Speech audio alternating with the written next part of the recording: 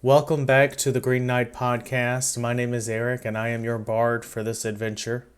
This is our second episode in which we are going to finish the first Fitt of Sir Gawain and the Green Knight.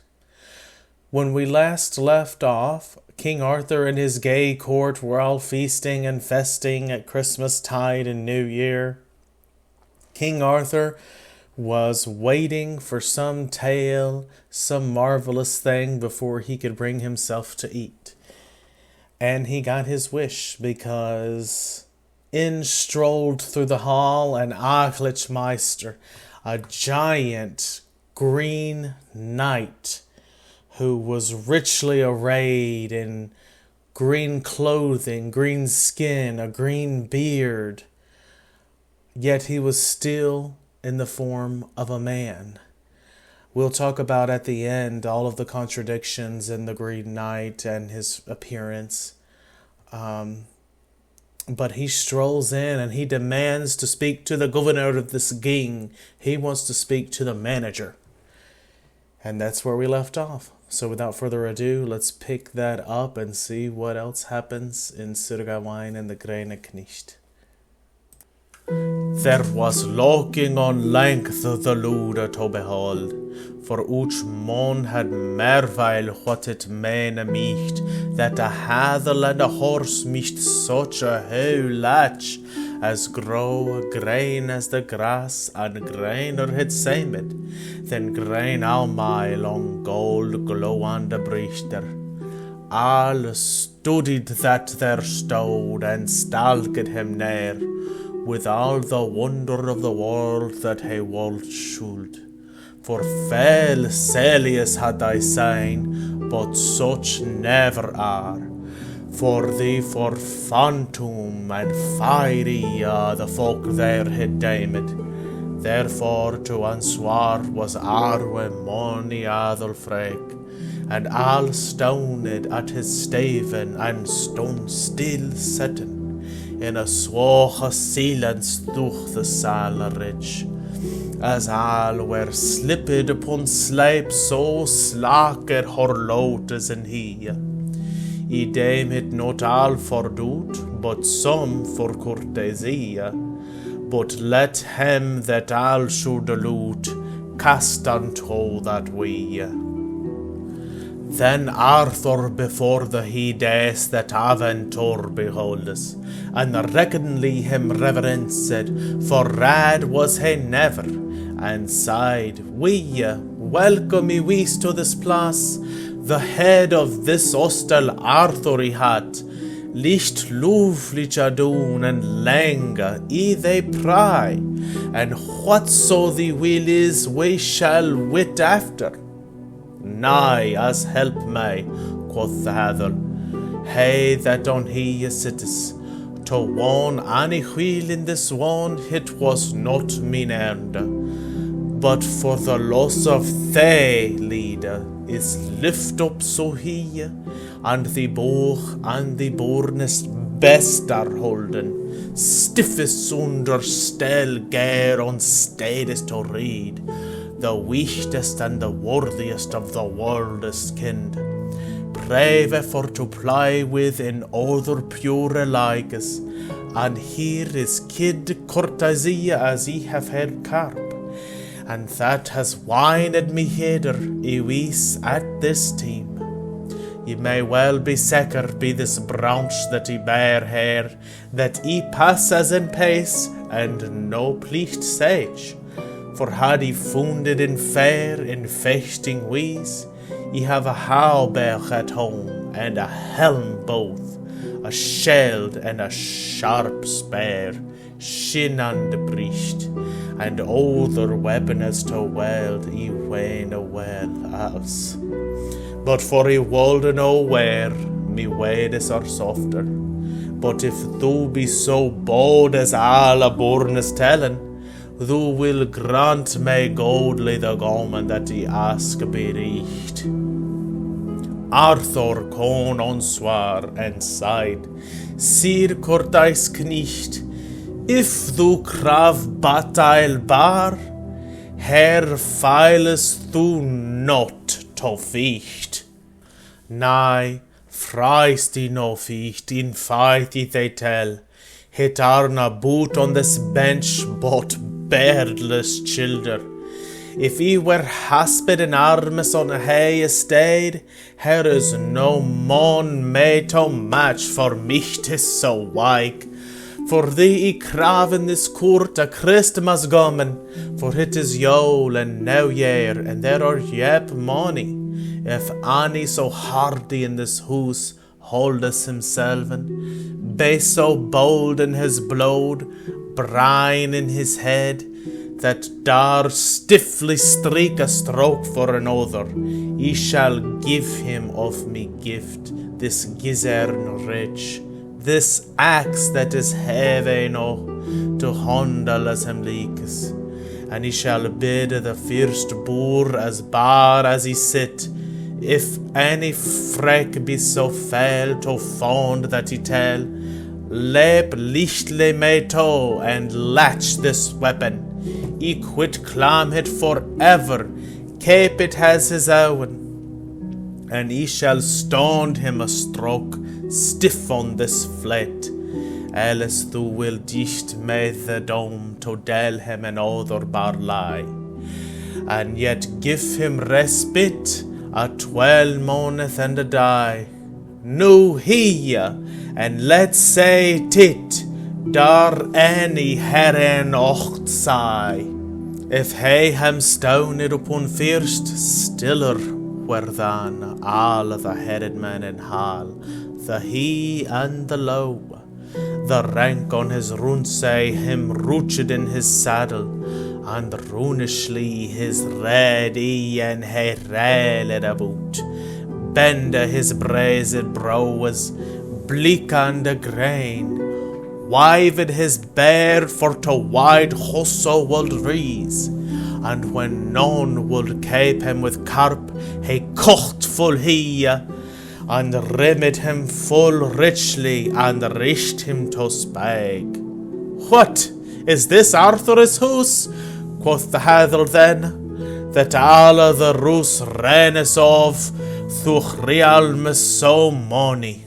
Where is now your surquidria and your conquests, your grindelike and your graham, and your great words? Now is the revel and the renown of the round table overwalt with a word of ennui speech, for all dares for dread without a dint showed. With this he laughed so loud that the Lord graved, the blood shot for shame into his sheer face and lair. He waxed as wroth as wind, so did all that there were. The king as Cain be kinned, then stowed that stiff mon nigher, and sighed Hathel be heaven, then asking his niece, and as thou folly hast friest, findeth they behovus. Ik know no goma that is guest of the great words. Give me no the gizern upon godes have, and he shall bide in the bone that thou boden habes. Lichtly leped is he him toe, and lacht at his hand. Then fiercely that other freck upon foot lichtes. Now has Arthur his axe, and the helm grippes, and sturnily stores it about, that streak with it him thocht. The stiff mon him before stowed upon hecht, haire than any in the house be the head and more. With stone a share there he stowed, he stroked his beard, and with a countenance dry he drew down his coat. No more mat ne dismayed for his mind dintes than any born upon bench had brought him to drink of wine. Gawayne that sat be the queen, to the king he can unclean. He besage and know with sour saying, this melly mot be mean. Would ye, worthy liege lord, quoth Gawayne to the king, bid me bow fro this bench and stoned be you there, that ye without villainy micht void this table, and that me liege lady leaked not ill. Ye would come to your counsel before your court rich, for me think it not seemly as it is so known. There's such an asking as heaven and so he in your saal, that ye yourself be talentive to take it to yourself, and will money so bold you about upon bench sitting, that under heaven ye hope none hour of will, nay better bodies unbent there bar it is reared. Ye am the wackest ye wot, and of wit fablest, and last lure of me leaf, how light is the south. But for as much as ye are me name, ye am only to prize. No bounty but your bloody and me body know. And sithin this note is so nice that nocht it you falles, and ye have frine it that you first foldest hit to me, and if ye carp not comely, let all of this court rich boot blam. Rich together con run, and sithin thy red and all sam, to rid the king with croon, and give Gawayne the gam. Then commanded the king the knicht for to rise, and he full radly uprose, and rooted him fire, knailed down before the king, and catches that weapon. And he lovelily hit him laughed, and lift up his hand, and give him God's blessing, and gladly him biddest that his heart and his hand should hardy be both. Keep thy cousin, quoth the king, that thou on kirf set, and if thou redest him reached redly trow, that thou shall bidden thy boor that he shall bade after. Gawayne goes to the goma with gizzard in hand, and he badly him biddes, he bites never the helder. Then carpes to Sir Gawain the knicht in the grain, reform away or forwardes ere we fear pass.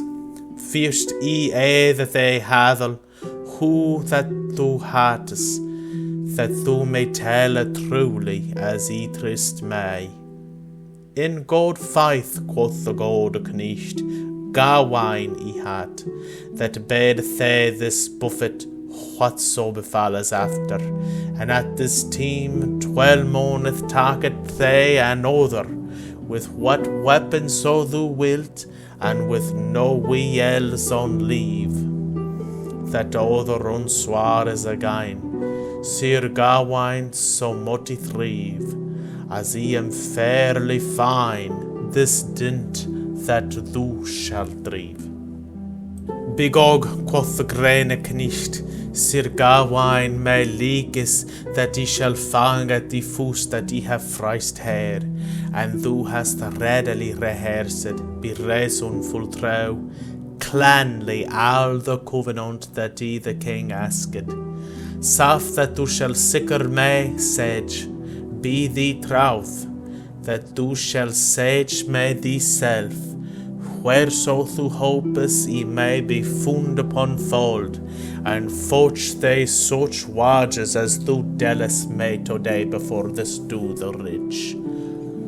Where should thee walleth they, quoth Gawayne, where is the place? He wot never where thou warnies, be him that may rocht, nay ik know not thy knicht be court nay the name. But teach me truly thereto, and tell me who thou heartest, and he shall wear all me wit to win me thither, and that he swear they for south, and be me sicker troth. That is he know and now year it needest no more, quoth the goma and the crane to Gawayne the hender. If ye they tell it truly, When they tap have and thou me smoothly has smitten, smartly they take of me house and me home and me no and none. Then my thou friest me far and forwardest hold, and if he spend no speech, then a sparest thou the better, for thou my laying in the land, and light no fear, but slocus. Ta nu the grim toll to they, and let's say who thou knocus. Gladly, sir, for south, quoth Gawayne, his axe he strokes. The grane knecht upon ground grithily him dresses, a little loot with the head the lair he discoveres. His long lovely locus he lied over his crown. Let the naked neck to the note show. Gawayne gripped to his axe, and gatherer sit on heat. The kai fought on the fold he before said. Let him down licht on the naked, that the sharp of the shalk shindered the bones, and shrank through the sheer grace, and shad hit in twin, that the bit of the brown stale bowed on the ground. The fire head fro the halls hit to the earth, that fell hit foined with her fate, there hit forth rolled. The blood bride fro the body, that blicked on the grain. And now there faltered ne failed the freck, never the helder, but stithly he start forth upon stiff shonkus, and runishly he racht out, there as rank as stoden, lacht to his lovely head, and lift it up son, and sithen bows to his blunk, the bridle he catches, step is in stell bow, and stride is aloft, and his head be the hair in his hand haldes, and as sadly the sedge him in his saddle set, as none unhap had him eyelid, thach headless he were instead. He bride his bulk about, that ugly body that bled. Mony on of him had doot, be that his reasons were red. For the head in his hand he haldeth up even, toward the dais on the dais he dresses the face, and had lift up the eyelids and looked full broad, and mailed thus much with his mouth as ye may now hear. Look, Gawayne, thou be grither to go as thou hettest, and light as a lily till thou may lude finde. As thou hast het in this hall, heranda these knichtes, to the green chapel thou chose, each charge they to fought, such a dunt as thou hast dealt, deserved thou habest, to be yederly yolden on New Year's morn. The knicht of the green chapel men knowen may money, for they may for to find if thou friestest, filest thou never. Therefore come, or the recreant be called they behoves. With a runish root the Rhinus he tornes, haled out at the hall door with his head in his hand, that the fear of the flint flow fro foul hoves. To what kith he become canoeing none there, never more than thy wist from whethen he was wonen. What then? The king and Gawayne there at grain thy lach and gren. Yet brave it was it full bar, a merveil among tho men. Thach Arthur the Hende king at heart had wonder, he let no semblant be seen, but sighed full he to the comlich quain with courteous speech. Dere dama to die de my you never. Well becomes such craft upon Christmas, liking of interlodes to laugh and to sing. Among these kinder carolers of knights and laddies, nevertheless to me meety my may well dress, for he hath seen a selly he might not forsake. He glent upon Sir Gawain and Gawayne he said, No, sir, hang up thine axe that has seen no howen. And it was dawn above the days on dozer to hang, there all men for mervile mischt on hit log, and betrowed title thereof to tell of the wonder. Then they bowed to aboard these boordes together, the king and the god knight, and ken man himself of all dainties double, as darest beat fall, with all manner of maid and minstrelsy both, with well walt thy that die, till warthen an end and lond. No thank well, Sir Gawain, for woe that do ne wand, this aventure for to frine, that thou hast done on hond. So ends the first Fitt of Sir Gawain and the Green Knight, and what a set up for the rest of the story it is. Let's summarize briefly. The Green Knight burst into the hall, demanding to speak to the one in charge. They all sit stunned for a moment, waiting for Arthur to answer. When Arthur finally does, as a good host, he invites the Green Knight to join them to stay a while. Anything he needs, they will provide for him. Well, of course, the Green Knight refuses, stating that he is there for something else. He wants to play a game, a Christmas game. Besides, if he had come for a war, he would have dressed as such, and he would have put them all to shame anyways. He throws in several digs to the court and to King Arthur while he is there. In fact, one point he says, I thought this was King Arthur's court. I've heard about you all around, and no one will take up my challenge. None of you can dare come face me. So, his game that he wants to play is a beheading game, which is a trope that is fairly common in medieval literature.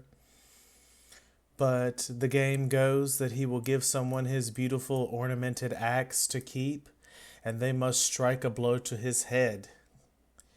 Doesn't sound that bad of a deal, but in a year's time, they must accept to be repaid the same blow.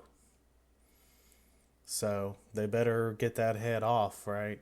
King Arthur, not suffering all of these insults, grabs the axe, wields it. He's trying it and getting a feel for it. The King Knight's just sitting there bored, like as if someone's serving him wine, not fazed at all, not flinching a moment. Gawain, sensing that the honor of the king should be protected, volunteers himself to take up the game, and so the court agrees to allow him to take the game up with the Green Knight. And he agrees to the Green Knight's terms because he's a true knight, mentioning several times by his troth, that he will follow the terms of the agreement, and they repeat the agreement again. After a year, he will seek out the Green Knight in the Green Chapel and receive his repaid blow to the head. So, Gawain strikes the Green Knight's head off, and off it comes completely. The poem vividly describes it rolling around under the feet of those in the hall as they kick it, blood spurting everywhere. It's quite a striking scene, and one of the reasons that I came to love this poem. I'm a horror fan, and just the fact that a poem from the 14th century written in Middle English can still have such a vivid description of a horrific scene, yet still have comedy in it with the head rolling around and being kicked around, is just absolutely fascinating to me.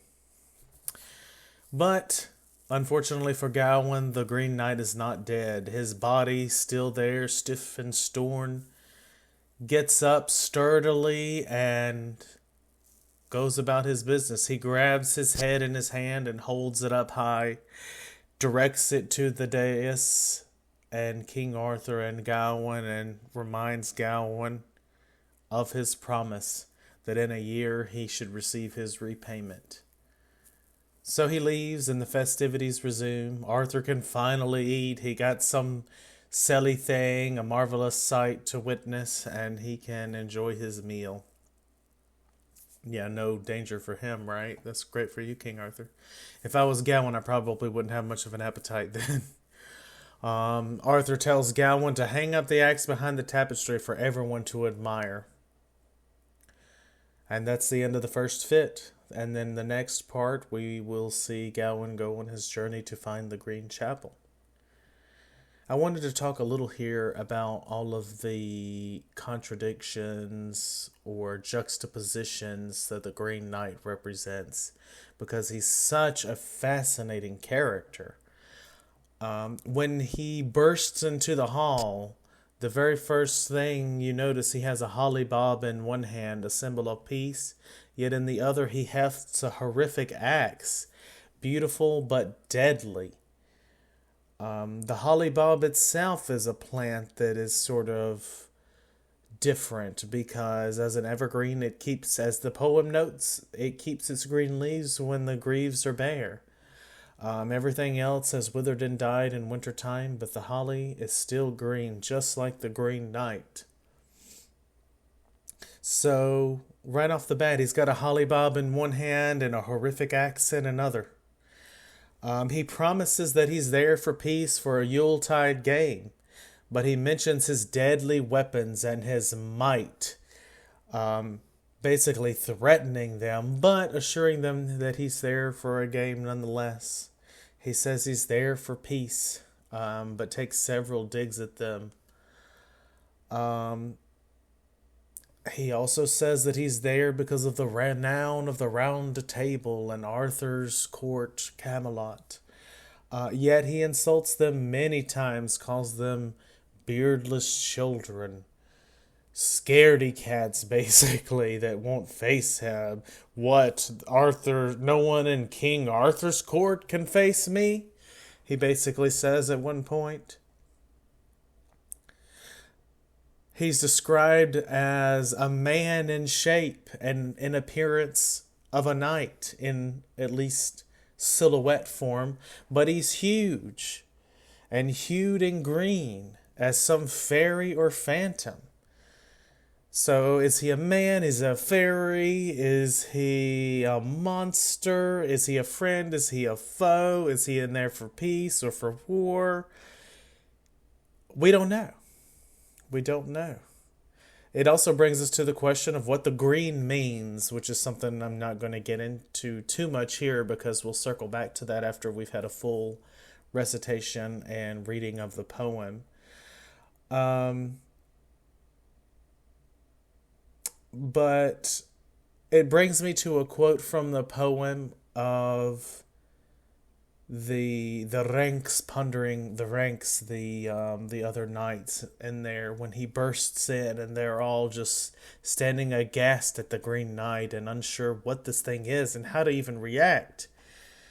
And they're thinking, what does this green mean? And that leaves us in the same position. But here's the quote. For each mon had merveil what it mene micht, that a hadel and a horse me such a heulach, as grow grain as the grass and grainer het semen. For each man marveled what it might mean, that a hadel and a horse might such a hue have, as the green grass grows, and even greener it seemed. So even the characters in the story marvel at the green and ponder, what on earth does this mean? And here we are pondering the same question.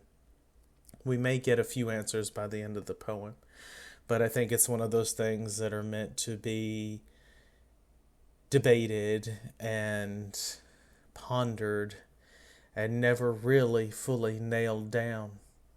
and to leave us in a state of befuddlement, but appreciation nonetheless of the poem. This episode has been a little long, so I'm not going to do many Middle English words to revive, but the one that I absolutely love was runish, or runishly, which can mean a couple of things. It's obviously related to the word runes, runish, but it also appears to be a mixture of another very similar word, rhaenish, also possibly from rune, which is violent or anyways, sorry. It could also mean rough or violent. There we go. So, lost my spot on the page. And it appears to have both meanings in this poem, but just referring to runish and runishly as a mysterious and mystical adjective to use is something that I think we could definitely bring back into our fantastical vocabulary. Anyways, I will end this episode there. We will pick it up next time with Fitt 2 and see Gawayne start his journey to find the Green Chapel and to take back his blow from the Green Knight. Thanks for listening, everyone, and I will see you next time.